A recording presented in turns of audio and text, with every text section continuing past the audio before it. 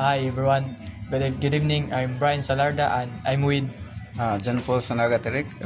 I'm working as a manager of restaurant. Today. I will ask you a question.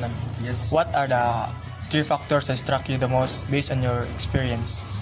But actually, from my experience, in I encountered different nationalities.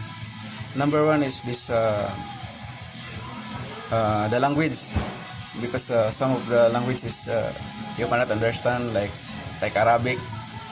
Assalamualaikum. See, you don't understand, right? Yes. But the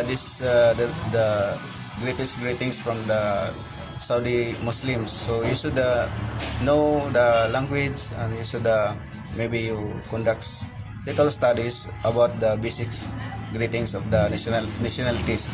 Also, you should respect all nationalities. Don't judge them. Like when you see India, some are they are judging about the cleanliness of India nationality. So you should respect all the nationalities you encountered in the hotel industry, or the hospitality industry.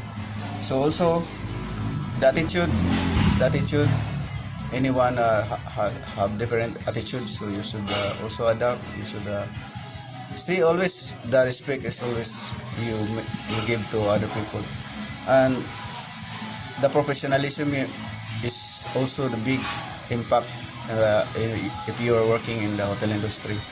So don't forget the respect. Also, you should provide all what they need, all the customers, all the guests, anywhere you're working, anywhere you're going in the tourism industry. You should give all the best, and respect. Thank you. Thank you.